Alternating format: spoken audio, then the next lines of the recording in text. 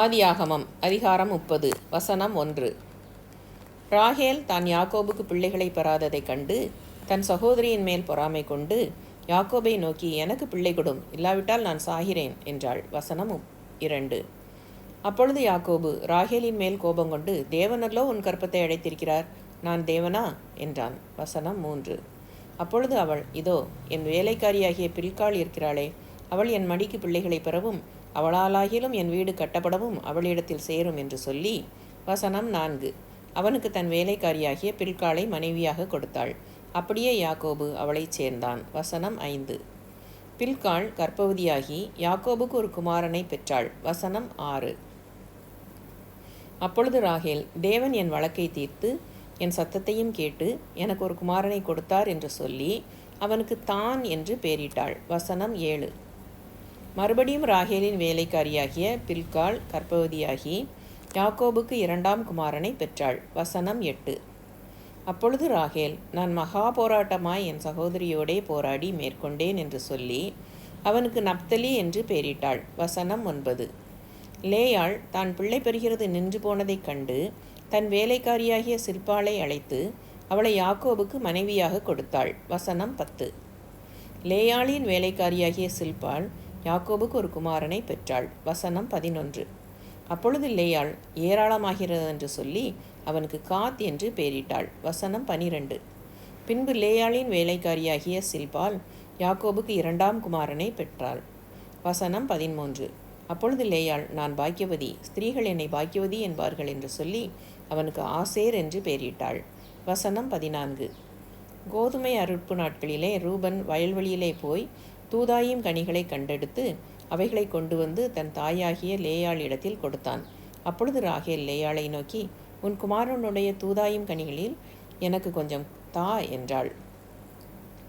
வசனம் 15. அதற்கு அவள், நீ என் புருஷனை எடுத்துக்கொண்டது அற்ப காரியமா?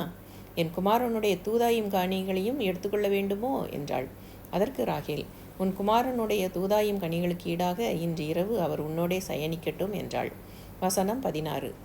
சாயங்காலத்தில் யாக்கோபு வெளியில் இருந்து வருகையில் லேயாள் புறப்பட்டு அவனுக்கு எதிர்கொண்டு போய், என் குமாரனுடைய தூதாயும் கனிகளால் உம்மை கொண்டேன், ஆகையால் நீர் என்னிடத்தில் வரவேண்டும் என்றாள். அவன் அன்று இரவு அவளோடே சயனித்தான். வசனம் 17. தேவன் லேயாளுக்கு செவி கொடுத்தார். அவள் கர்ப்பவதியாகி யாக்கோபுக்கு 5ஆம் குமாரனை பெற்றாள். வசனம் 18. அப்பொழுது லேயாள், நான் என் வேலைக்காரியை என் புருஷனுக்கு கொடுத்த பலனை தேவன் எனக்கு தந்தார் என்று சொல்லி அவனுக்கு இசக்கார் என்று பெயரிட்டாள். வசனம் 19. அப்புறம் லேயாள் கர்ப்பவதியாகி யாக்கோபுக்கு 6ஆம் குமாரனை பெற்றாள். வசனம் 20. அப்பொழுது லேயாள், தேவன் எனக்கு நல்ல ஈவை தந்தார், என் புருஷனுக்கு நான் 6 குமாரரை பெற்றபடியால் இப்பொழுது அவர் என்னுடனே வாசம் பண்ணுவார் என்று சொல்லி அவனுக்கு செபுலோன் என்று பெயரிட்டாள். வசனம் 21. பின்பு அவள் குமாரத்தியையும் பெற்று அவளுக்கு தீனாள் என்று பெயரிட்டாள். வசனம் 22. தேவன் ராகேலை நினைத்தருளினார். அவளுக்கு தேவன் செவி கொடுத்து அவள் கற்பந்தரிக்கும்படி செய்தார். வசனம் 23.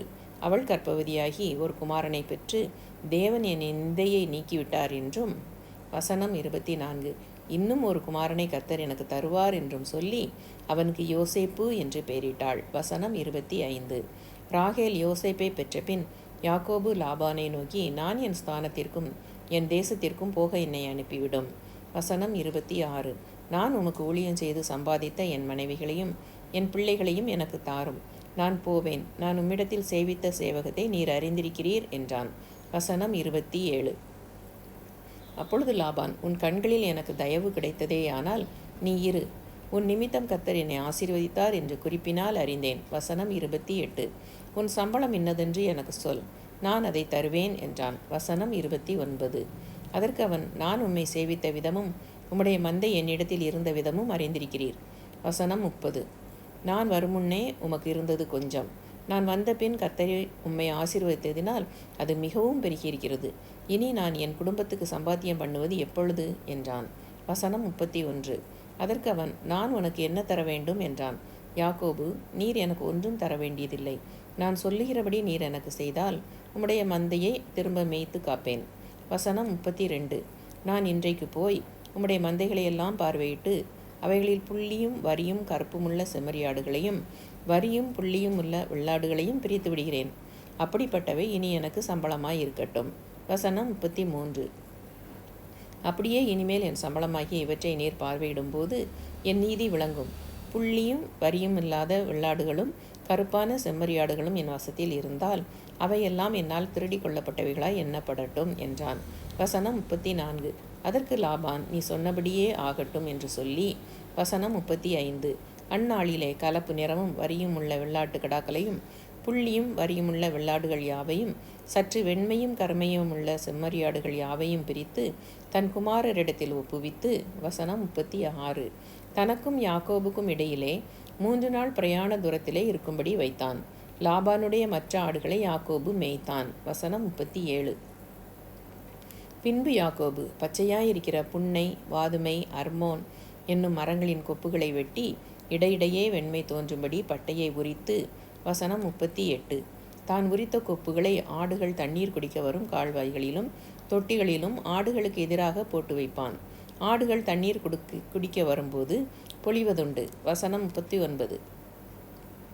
ஆடுகள் அந்த கொப்புகளுக்கு முன்பாக பொழிந்தபடியால் அவைகள் கலப்பு நிறமுள்ளதும் புள்ளி உள்ளதும் வரி உள்ளதுமான குட்டிகளை போட்டது. வசனம் 40. அந்த ஆட்டுக்குட்டிகளை யாக்கோபு பிரித்து கொண்டு ஆடுகளை லாபானுடைய மந்தையில் இருக்கும் கலப்பு நிறமானவைகளுக்கும் கருப்பானவைகள் எல்லாவற்றிற்கும் எதிராக நிறுத்தி தன் ஆடுகளை லாபானுடைய மந்தையோடே சேர்க்காமல் தனிப்புறமாக வைத்துக்கொள்வான். வசனம் 41. பலத்த ஆடுகள் பொழியும் போது அந்த கொப்புகளுக்கு எதிரே பொழியும்படி யாக்கோபு அவைகளை அந்த ஆடுகளின் கண்களுக்கு முன்பாக கால்வாய்களிலே போட்டு வைப்பான். வசனம் 42. பலவீனமான ஆடுகள் பொழியும் போது அவைகளை போடாமல் இருப்பான். இதனால் பலவீனமானவைகள் லாபானையும் பலமுள்ளவைகள் யாக்கோபையும் சேர்ந்தன. வசனம் 43.